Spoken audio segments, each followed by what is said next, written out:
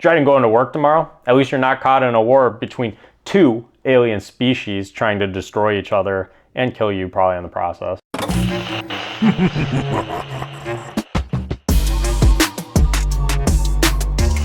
Welcome to another edition of the Sunday Scaries. I'm your host, Mike, and we're going to be talking about the very controversial Alien vs. Predator, also known as AVP. You know, this movie was teased going all the way back to Predator 2 in the 90s because Danny Glover, who was the actor in that film fighting the Predator, goes down in the spaceship. He sees the wall of all the skulls that the Predator has killed, and of course there's a xenomorph skull. And every fan out there wanted to see an Alien vs. Predator movie.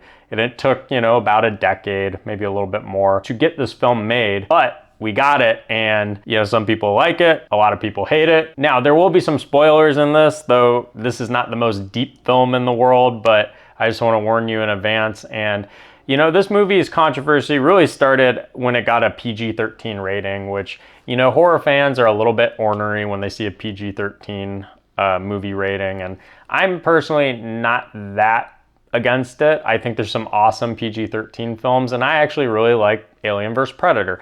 Warning in advance as you hear my review. But I get why it doesn't work for some films. However, I think this one, which, the Alien franchise, I actually don't think is that gory as a whole. Don't get me wrong, there's some blood, but it's not over the top gory. Now, the Predator franchise is pretty gory, so I get why those fans are a little upset. But as far as two fighting, I mean, you want it to be full of action, and you really want it to be focused on the Predators fighting the aliens, and yeah, there's some people in between and they're gonna get caught in the action. But I think the movie delivers on that, and you don't need a ton of blood. I mean, they both have green blood, so you don't need a ton of red human blood spilling everywhere to make this fun and to get all that action. And I think this movie succeeds a lot more than the second AVP, which has an R rating and goes a lot more over the top with the gore. Now, the plot in this film is a little simplistic, and you kind of gotta get over the stupidness of it in some ways. But you got our old pal, the Weyland Corporation, in this, and it takes place, it's a prequel way before any of the other movies, and it's more in modern day times rather than in the future. Space travel is not a thing. It's just, like it is today, where sometimes we go to the moon or sometimes we go up to a space shuttle, but we're not traveling in deep space yet. And the Weyland Corporation controls all the satellites. They see there's some ancient temple in Antarctica, so they form this team of scientists and archaeologists and all these different experts because they want to go and find it and be the first ones to find this underground temple that no one knew was in Antarctica. And of course, it's the Predators signaling to the temple to heat it up so humans will see it, because they want humans to go there because they want to lure humans in because there's aliens inside, and they want to use the eggs to put aliens in the humans and use them as hosts and then hunt them as a rite of passage for their younger predators. And that's the whole plot. And they have Lex Woods, who's this survivalist leading the team, and she's sort of trying to be the Ripley of the movie. You have the strong female lead. You have the actor that actually played Bishop playing Mr. Weyland. And, they have an interesting relationship. He's older and sick, and, he really wants to go to the temple and find this. This is kind of his last thrill ride before he dies because he's not in good health.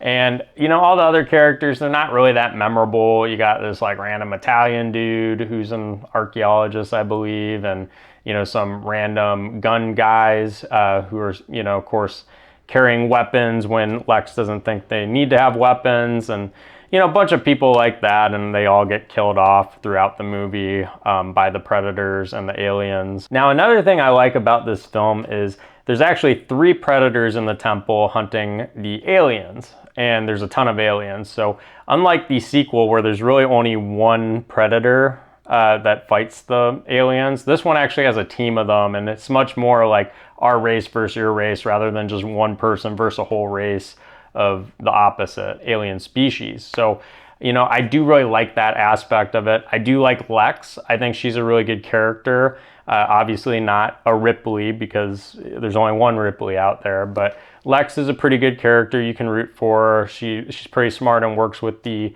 Predator that survives the initial onslaught of aliens, and they're a good fun team to watch. Again, this is not a deep movie. You're just in it for the action, and I think there are some really fun fight scenes between the predators and the aliens. You really aren't here to see the humans fight the predators or the humans fight the aliens, because you've seen that in other films.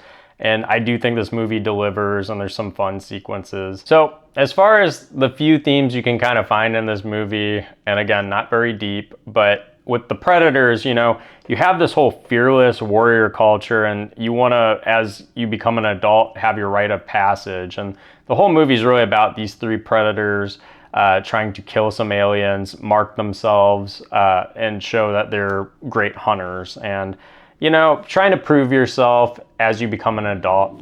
That's a theme we have in our society. And the movie tackles this through almost no dialogue with the predators and them hunting these aliens. And, it's a lot of fun. And you kind of know, if you've seen the Predator franchise, that's what they do going back to the very first one. They're getting skulls of their victims, and it's all about the thrill of the hunt for the predator culture. And then you also have this theme of wanting to leave your mark as an old man and get your one last kind of hurrah and what people will remember you for. And, Mr. Whalen wants to find this temple and have everyone remember he's the one that discovered it. And he knows he doesn't have a lot of time. And he has this actually kind of deep conversation with Lex at one point, because her father died hiking to some really tall mountain. It might have been Everest.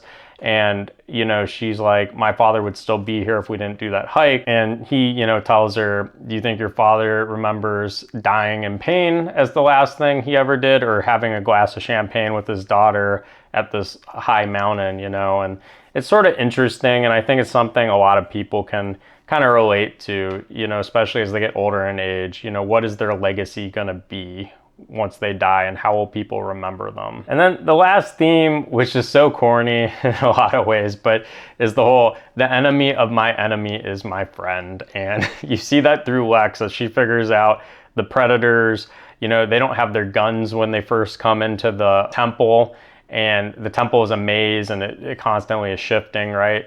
And they want to give the predators their guns because they took them from them. And she knows that the aliens have ran wild, and this predator probably needs them just as much as they need him to survive. And so, they end up giving him the gun, and then the predator ends up teaming up with her once all his buddies have been killed off. So that creates that old classic theme of just trying to work with your enemy, even though you may not have too much in common, but with the goal to survive. And at the end, Lex is rewarded, because the predator does die after they take out the queen alien, and, they let her live, and they give her a weapon because they see that, she killed one too, and she's got the mark of a warrior, and that she was helping their predator fight the aliens. So, she is rewarded at the end. And with that, we have the rankings. And, my overall ranking for this film is actually a 3.5 out of 5. Again, it's very simplistic, but it's meant to be a fun action movie. It's done in a PG-13 way, so the gore is toned down a little bit, but they did that so more people could watch it.